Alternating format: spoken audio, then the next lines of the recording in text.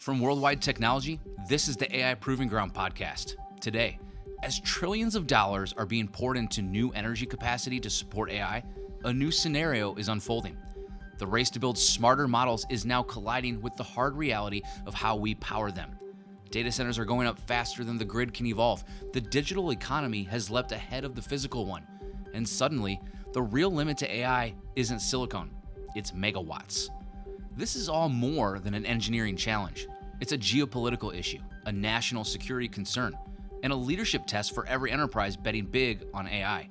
If we can't modernize the grid, secure it, and scale it, the entire AI revolution is going to slow down. So today, you'll hear from leaders across finance, infrastructure, and cybersecurity who are confronting this energy paradigm shift in real time and what it means for the future of AI. We'll be joined by Jeff Holzschuh, chairman of Morgan Stanley's Institutional Securities Group, who has spent nearly 4 decades advising on some of the largest energy and utility transactions in modern history, and now has a front row seat to how AI is reshaping global capital flows and infrastructure strategy. We'll also hear from Dave DeWalt, founder and CEO of NightDragon, a legendary cybersecurity leader who has guided companies like McAfee, FireEye, and Mandiant, and now counsels governments and enterprises on the rising national security risks tied to our rapidly expanding digital and energy systems.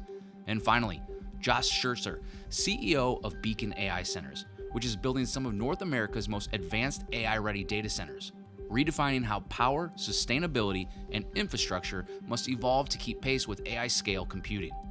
This conversation took place just a few weeks ago at WWT's Business Innovation Summit, which curated some of the most engaging and influential minds in business and technology today, and equipped leaders with the clarity, conviction, and playbook to compete and win in an AI-defined future. So let's jump in.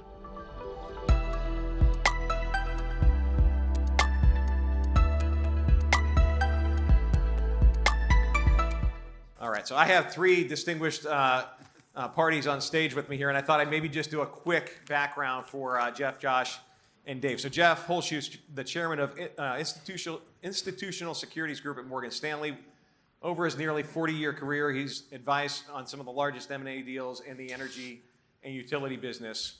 Josh is CEO of Beacon AI Centers and senior operating partner at Nadia Partners, previously the CTO at Blackstone, and now leads one of North America's most ambitious AI infrastructure efforts, building high-capacity data centers designed for the AI era.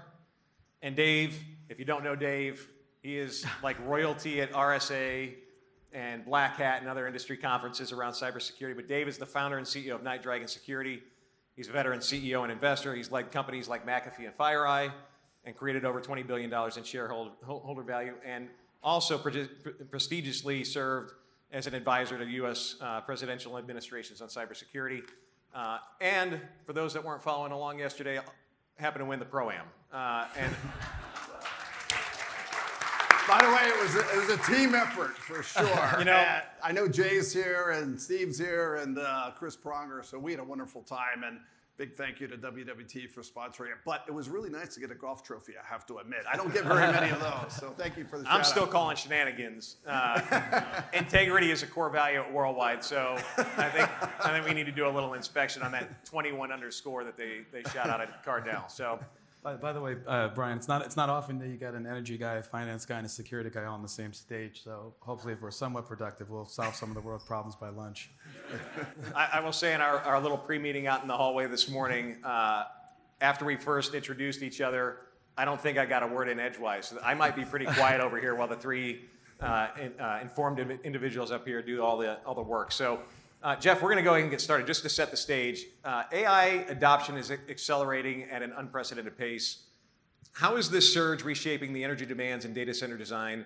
And there's this concept floating around of an infrastructure supercycle. What does that mean for corporate leaders and investors around energy? Well, thank you, Brian, and thank the WWT team for everything. It's been a great couple days, and I continue to be inspired by your own innovation. So. Secondly, I want to thank you for that high school yearbook picture you had. That was Can we put that back up? That was pretty priceless. Yeah. And third, I've got a bone to pick with G2 because he just ruined my next 72 hours because I type like this. And so I'm going back to cancel golf for the weekend and learn how to type. And also, being part of the energy power sector for many, many years, no one has ever used the word cool in association with us. So I'm announcing I'm now going to be known as J3. Okay. And we'll be cool. All right, on to some substance. Look, the energy space it couldn't be more in transition right now. And frankly, I don't think it's hyperbole to think that it's reshaping the global economy.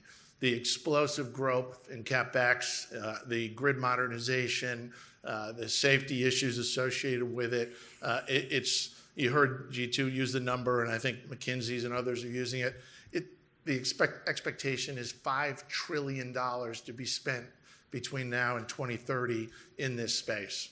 And about $1.8 trillion of it will be in the United States. So it's an incredible, you look at the GDP in the United States for the first 6 months, it was about 1.2% growth, and 1% of it was the spend on AI and data centers. So could not be more critical. It's just a massive transformation. And the infrastructure question, Brian, is there's no question that the digital economy is greatly advanced beyond the physical ability right now to service it. The grid wasn't built for any kind of this magnitude, and that's where a lot of focus. And AI, frankly, is a friend and a foe. It's the foe in that it's growing so fast and has so much demand on power, but it's also a friend in that it will innovate the grid. It will innovate the way we transmit power. It'll innovate the way we use power, and that's all going to be beneficial at the end of the day. So it's an incredible, you just look at the 4 or 5 announcements in the last 30 days. We've never seen anything like this in magnitude. I mean, the U.S. government partnering with Brookfield for $80 billion of new nuclear build, a $45 billion transaction for Alliance data centers, $40 billion announcement for this Hyperion data center in Louisiana. Those are staggering numbers, and it's a relatively tight community that's doing all that. So I am, as you know and heard last year, I'm a huge believer that this is a mega trend. I'm probably a little bit more cynical that it's going to go as fast as people think it is, but it's for real, and we'll take being a cool kid for 5 minutes. So, anything to comment on? I mean, I would just add that obviously the demand is unprecedented and something we've never seen, and sort of because of that, you're sort of seeing this inversion of priorities when it comes to the build out of data centers, whereas before it was about where can I find land and then ask utility how to get power, where can I find land around ideal fiber optic networks. Now it's like, where is the power, and we'll bring the land and data center to it. So that will be the trend that continues for the foreseeable future, and whoever secures the power will ultimately be the ones that win. Yeah, absolutely. And I was working on my new nickname too. If you're going with J3, I'm going to go with D2. Rhymes better with G2, so I'm working on that. So just for the all record. for it. Yeah. Now, do you type like this, or do you? Oh yeah, definitely. 2 thumbs though. That's all I got. There's 2 thumbs to work on. But listen, I think you said it really well. I mean, may we live in interesting times, right? It's like a curse and a blessing, and a little bit of this panel, so talk about that. But what a world we're living in right now. If you can't get excited about technology and inertia and things that are happening in AI and quantum and blockchain and security, it's you're in the wrong time. And what a opportunity we have on this planet right now, I think, to really make a difference. But you heard G2 say things: power and security equals trust. If we can solve those things, so it's a big deal as part of all this that's going on. I know we'll talk about it. Yeah, it's a great point, Josh. You're building some of the most advanced AI data centers in North America. It is a different mindset when you think about an AI-ready data center as opposed to a traditional data center. What does sustainability and grid resilience look like under this new model?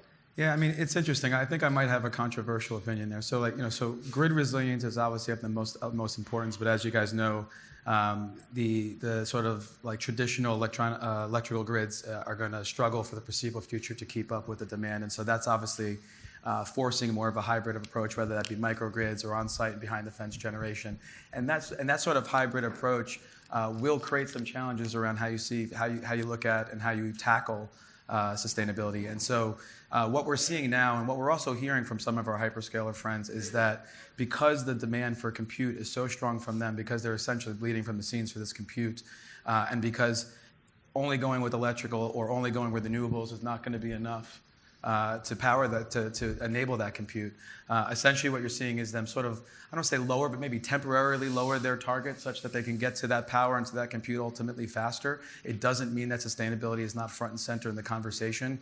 It means that the order in which it comes tends to be different. So maybe where you would build a data center out where we'll have better sustainability in it, but you might do things like layering in carbon capture and things like that. In a phase 2 and a phase 3 part of it for the sake of getting to market and getting that energized as quickly as possible. Yeah, the only thing I'd say, and I probably should have said going in, is that we're talking about AI and data centers primarily, but the reindustrialization of manufacturing, electric vehicles, there are so many other things that are happening fast, calling on power, that you're going to compete with those entities just as much as competing for other data centers and other AI providers. That's right. The revitalization of manufacturing in the U.S. is a huge component of this, just the power demands that's going to put on the grid. The only time I've ever been quoted, I was down at a conference in D.C. and I said that, electrons are going to be the new oil of the digital economy. And I've seen it everywhere, but no one's ever given me credit for it. We like to say that the future of AI is going to be gated on megawatts, not chips. Yeah. And by the way, I'm just glad Sarah quoted Jim instead of Jim quoting Jim, because that tends to get awkward when you quote yourself. Dave, does grid resilience mean something different when you look at that kind of a statement? Oh, yeah, absolutely. Funny, Jeff, last year you were on stage too, and it just created such an epiphany for me. I've spent 25 years in security and national security, and I'm like, I got to learn energy. I just have to learn this. And you inspired me. I think Jensen inspired me too, especially his shoes he was wearing that day, which my better half got for me later. So, but I decided I had to really learn and be curious. And I ultimately, over the last year, joined the Exelon board, right? I don't know if you know the company called Exelon, powers a lot of the smart grid in the Northeast and Midwest. And a lot of people were asking me, like, why are you joining an energy board, especially a monopoly of, a grid? And, with all the political things that are happening there, I just had to learn it. And talk about like a major epiphany. I mean, you want to talk about the biggest national security risk we probably have in the United States and most sovereign nations around the world? It's energy. Without a doubt, it is energy. And I always thought, well, misinformation, cyber attacks, some other type of problem that we might have in the invisible domains. It is literally power. And so much so that when you start to look at this perfect storm of issues facing the grid resiliency, you start to realize, like, we have to catch up. And I always use a joke, what did the mama tomato say to the baby tomato when they crossed the road?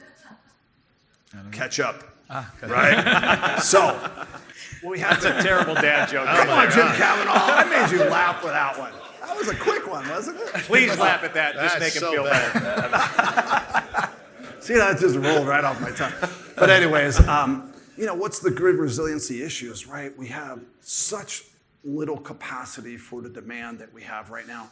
And I was asking the team, like, okay, what's the biggest portion of our grid as measured by how much capacity? And it was like 35, megawatts. And like, how much demand do we have? Well, add a zero to that. It's measured in gigawatts, right? So how do we get from megawatts to gigawatts? Well, there's generation issues. Oh, wait, well, not just generation issues. We've got all this resiliency issues because not only do we have to have data centers stay up all the time, we got to figure out how to create surge protections. We got to start to create resilience of that grid in a different way. Oh, what do you mean the power goes one way and now we have to go both ways and we have to manage that? That's right. So I started to learn, okay, what's a PMU? Like these phaser management units. Oh, what's like programmable logic arrays? How do we figure this out? What's a DER? And all these acronyms of energy meets security in a way that we just have to catch up. And it was a real epiphany over the last year to learn this is probably our biggest weakness we're facing right now. And because from a national security perspective, we don't want these data centers to leave the United States or whatever country you're from and go to the Middle East. And when you compare that to what's happening in China right now with their power, with their nuclear, with their fossil fuels, we are so far behind in this thing. It's scary at the moment. Right. So we as a village, building data centers and working with security and trust and coming together, If we don't solve that underlying foundational problem of power and energy and supply of this, we are going to have a bigger problem. And there's a lot of politics to this, from hyper-local to federal. There's so many layers to this challenge that it just is mind-boggling. But I'm not sure if I'm more scared after the 1 year of really learning or more optimistic, but we have technology that can solve it. That's what's great about this. And we have the effort. And when America and these countries really get going, we can solve a problem fast. So I'm excited. I'm hoping 1 year from now, we're much further along with this problem than we are right now, but we got a lot to go. It's interesting when you think about it, when you think about the amount of investment and innovation that's gone into securing the enterprise, and then you focus on the physical infrastructure and the challenges around it. It's quite different. I look at some of this, and you'd probably be more familiar with this than me, but when I was a CTO of enterprise at Blackstone, securing the internal infrastructure was challenging but doable. When it got down to like building management and physical security aspects, so it's these legacy systems with outdated firmware, with not the right process behind them, not the same process behind them that you would have at the enterprise layer that was driven by a CISO. It's quite frightening when you think about the impact, and the impact being not just digital but being physical. Yeah, I mean, one more point to that, and you know this well, like the realization of the climatology issues on the grid resiliency really struck me too. Because in the first safety and security report across the 8 operating companies at Exelon, I won't give you all the numbers, but let's just say, the tornadoes, the hurricanes, the winds, the fires, the heat. And it hasn't been since the 1950s that we faced an existential crisis in energy. And what happened in the 1950s? Air conditioning, heating units came about. And suddenly the energy industry, as you know, Jeff, really well, wow, we got to solve this problem. Suddenly AI and data centers created this times 1,000,000. And suddenly we're sitting there with physical issues, cyber issues, resiliency issues, agility issues, and it's really I mean, the thing that it just always amazed to me is you go back a decade, 10 years, and we had an analog power grid in this country. Right. So we've switched it now to a digital power grid, but if you asked anybody the question of what's the largest digital network in the world, no one would answer power. But it is. If you go to the 350 million people in the US and the rest of the world, from their home back to the generation source, every piece of that has a data entry mechanism. Meters, substations, everything else, all connected digitally. So the surface to create the problems that David tries to solve on cyber and just harm it's the largest surface in the world. Yeah. And it's and expanding quickly. Yeah. And that's what's incredible now. Yeah. I don't know if you all heard this. There was a big attack over the last 2 years called Volt Typhoon. You guys hear this one. Michael knows this one well. We now go by typhoons now in the cyber industry. But it was such epiphany again around the access and ease to that attack surface, Jeff, that we learned. And this was China really creating a signal to the United States, I'll just say, over the South China Sea, where they were able to really penetrate our energy and utility industries through some new attack surfaces that we really hadn't seen before. And suddenly we're realizing our grid is vulnerable from this, both physically, as Josh says, but from a cyber point of view. But again, I feel like the inertia is coming. And you can hear all the leaders like Jay and G2, we all talking about we got to catch up here in this area, and we will. But we're vulnerable at the moment. Yeah. It's a very interesting time. I think about the attack surface and the level of connectivity across the grid itself is actually, we talk about this in terms of how fast things are moving. That is actually an incredible use case for AI, not only for resiliency and uptime against natural disaster and other situations that might occur on the grid itself, but also to defend against cyber attacks and nation state actors that exist out there. That wasn't a possibility a year or 2 years ago. And so the paradigm is changing in terms of the way that we would defend and create stability. And we've got some outstanding clients in the room that are living this every day in the energy and utility sector. And the level of innovation and forward-looking opportunity that we are working on collaboratively with them and with our vendors in the room is incredible. It's changing the way that we deliver value and stability and reliability and protect the grid, which is a requirement because the grid only has to grow in order to serve AI use cases for the rest of the enterprises that we have. Dave, I'm going to come back to you on the topic of cyber, though. When you think, obviously, the grid is a key tenet in this when we talk about energy in the new paradigm of AI.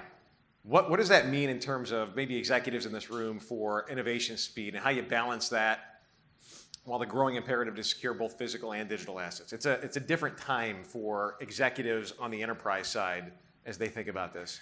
Yeah, I mean, for many years, as a CEO of FireEye and Mandiant, I have like a tattoo on my arm, literally, or figuratively, but yeah, not literally, figuratively. But we watched all these attacks, and I always said the number 5572, which is 5,572 confirmed IP thefts on American soil from China during my time just as CEO of FireEye. I mean, just take that in, 5,572 confirmed IP thefts, right? So this is the world we were living in. This is in a 5-year period I was CEO of FireEye. So like you're just living with this kind of problem that's been going on. And we now see like an era where we can catch up with AI again. And it's really optimistic for me to kind of feel this way, because suddenly autonomous pen testing, as an example, we can create autonomy in every layer of the stack for the good and create self-healing and in perpetuity. And self-learning networks. I had to learn new words like autonomic and autodidactic. There's some new AI ones for you as well. But like self-learning, self-healing systems brought on by AI, and the reality is here. So to improve the grid is really a matter of us applying a lot of that technology. And one of the biggest areas we've learned is these autonomy platforms are really here to stay. I'll give you a stat really quick. As of the end of October, we had 19,972, I'm good with numbers, 19,972 CVEs. So y'all know what a CVE is, a critical vulnerability exposure. So we had almost 20,000 of these in the first 10 months or so of the year. And now for CISOs and CIOs, how do you keep up with 20,000 vulnerabilities disclosed by the United States government alone? Well, you got to prioritize them. You got to understand whether you have them in your attack surface. And there's a thing called IT now and OT. So you got to understand, how do you patch a system on OT that might have been air gapped? Do I touch it? Do I not touch it? What's the vulnerability? What's the exploit? What do we do?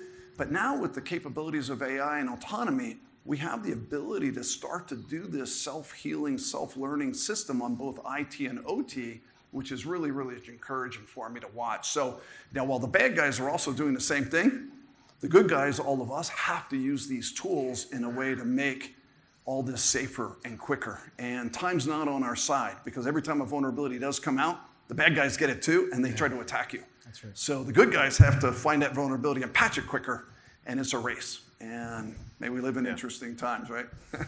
Yeah, let's not forget physical security while we're at it. If the Louvre can be breached with a lift and a broken window, that still matters in the midst of all this cybercrime.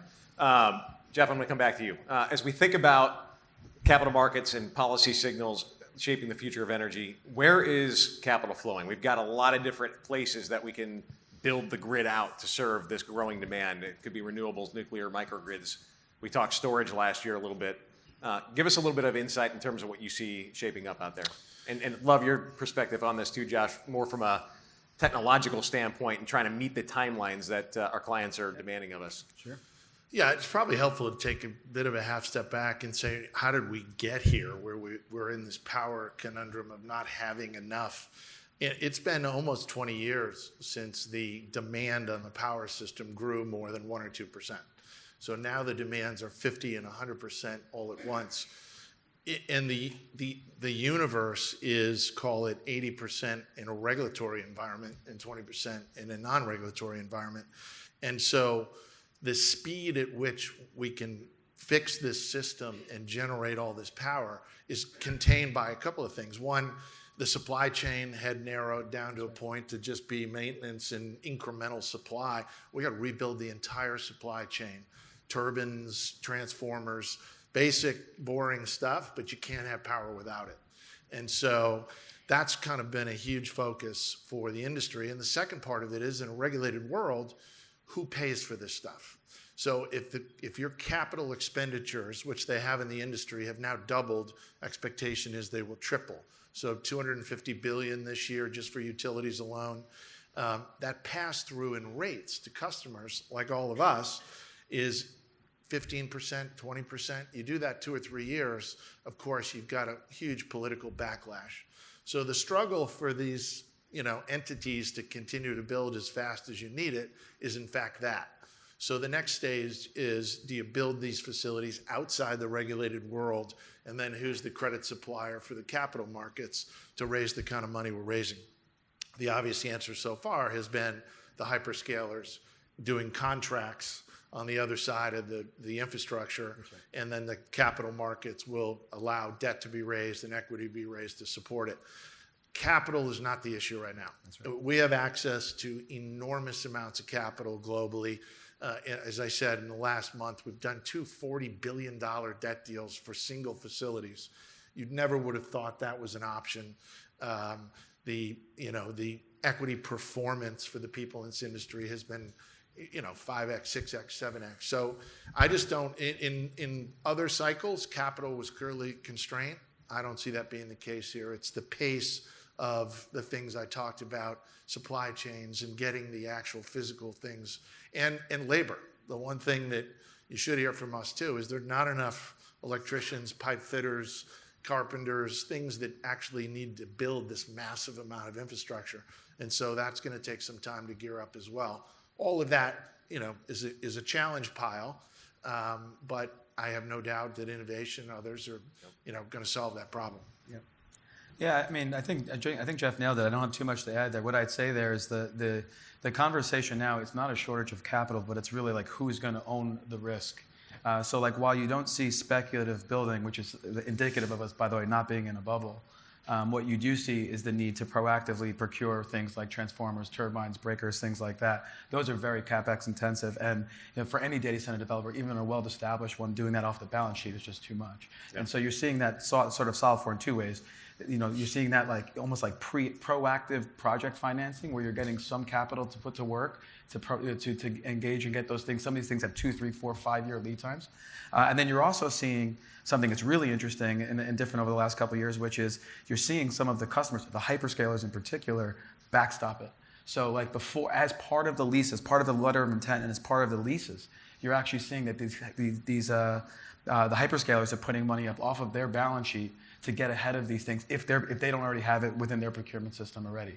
So there's kind of like this game of ping pong a little bit between like, is it going to be the data center company? Is it going to be the private equity investor? Is it going to be the customer? And really what you're seeing is on almost every project, it could differentiate. It's very customized. It's based on that solution. And Josh, you and I were talking about this earlier.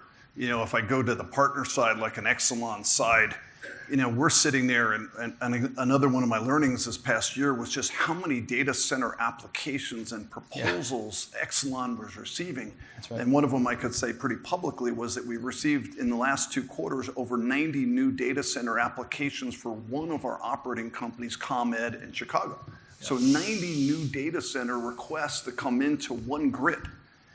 And so you multiply that across just what Exelon has, you start to see the demand coming in.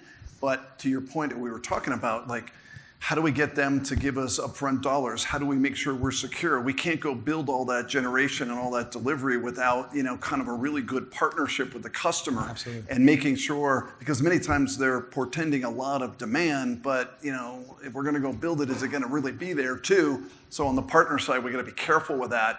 And we're, sort of a regulated industry, we are in a regulated industry, so we have to be really careful how we use the CapEx. Right. So we have very sparing kind of CapEx to use to deploy, so it's a careful Absolutely. Finding. And then you also see now, as a result of, the grid congestion, whether it be in the U.S., North America, or, more broadly, you're obviously seeing folks, move to a more hybrid strategy, again, where you have microgrids and self-generation, and at those times, those present opportunities where those generators essentially will put up the money because they're interested in selling gas. And so like they'll put up that CapEx all day, essentially, not all day, but for a good portion of it. And Jeff, keep me honest here, but they will do that because ultimately their goal is to sell gas over a 10, 15, 20-year period, and they can still make a nice return on that. Yeah, I think, again, capital is ubiquitous. We've all said that. I think the one risk that is yet to be the capital markets are ignoring at their own peril here is that the average life of 90% of the cost of a data center is chips. And their average life is 3 to 5 years. The infrastructure is 25 or 30 years to be recovered. So this thing's going to turn over. And what we've seen historically is when you finance long-term real estate with short-term mortgages, it doesn't end well. So There's going to be some true up here in this process as we go. Hopefully it's that the entire economy grows sufficiently that solves all the problems and the credits become okay. But I think long term, we're going to be very sensitive about credit cycles. I think that's right. And the last thing I'd say is, this is also forcing, mainly developers and data center developers and operators to essentially explore markets that probably traditionally wouldn't be, they wouldn't go for. So for us at Beacon, for example, we actually started our business out of Alberta, Canada, very similar to Texas, although the grid was less constrained, but also it was a deregulated energy market and super abundant in natural resources. And so you'll start to see, whereas before, again, you'd go in top tier markets, very close to fiber, close proximity to the things that matter. You'll start to see, and you're seeing this in the US, you'll definitely see this continue throughout at least Alberta, Canada, where you have to you're going to have to shift to markets where you can actually do that. Can I do a little follow-up for Jeff and Josh for a second? I'm really curious from the partner side. Yeah. Are we seeing SMRs as a future here? Because these companies are exploding in value in ways that I've been shocked at. And I don't know if you know much about small modular reactors and things. I'd be curious on your viewpoint of that, because boy, that could solve a problem if it's really for sure capable. Yeah, I'm sure I'm going to offend somebody here, but I've seen every SMR lab that I think exists. There are 2 or 3 that are clearly have a lead at this point. I don't see a commercial SMR solution, David, till 35, 36, 37. That's right. So it's 10 years out. It will be a solution at some point, but the cost to get that down the curve, it's $200 a megawatt hour now versus 90. So that's going to be the constraint. We did just see, as I mentioned, this big announcement from the U.S. government with Brookfield to build large-scale nuclear again.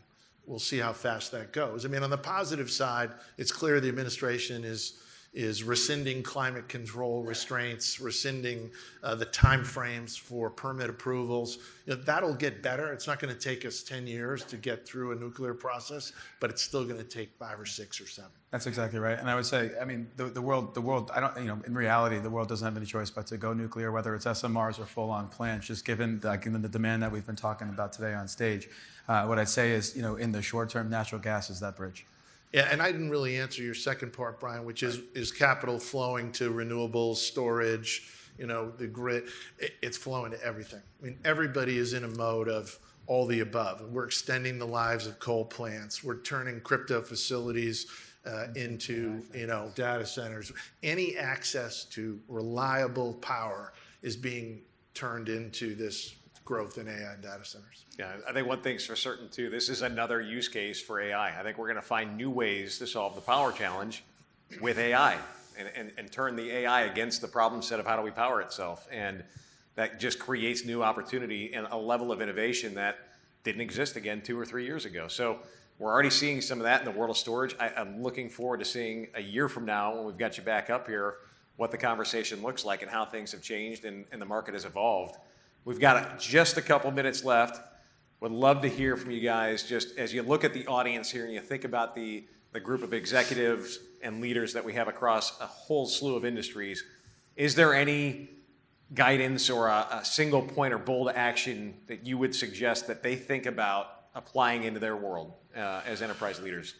Yeah, man, the first thing I'd do is hire WWT.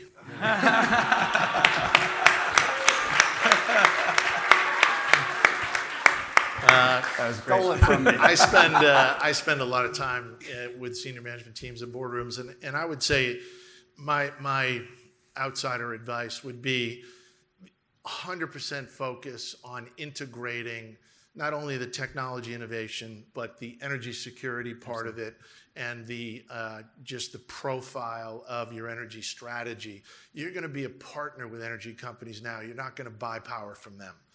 This is not going to work unless they coalesce. And so I think that's the skill set within your organizations, to have regulatory relations, to have a technology person, and to have an energy person.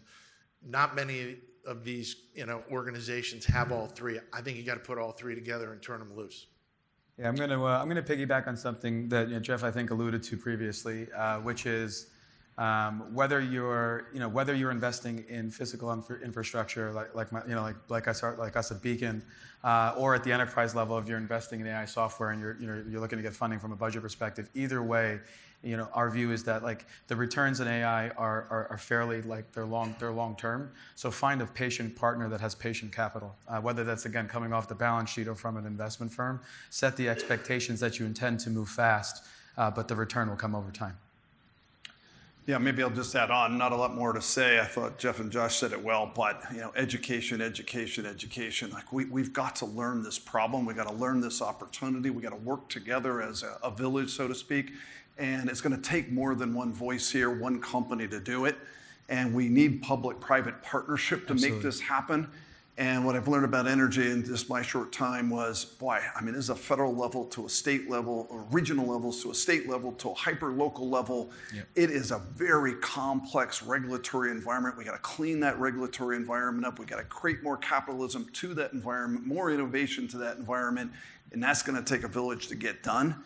But we've done that in other industries as well, so it can happen. So excited for that. Yeah, I think just, Jeff, on your point, one of the things that we've observed is in that MIT study that recently came out, many of you may have seen that 95% of use cases for AI have failed in the enterprise, 5% have succeeded.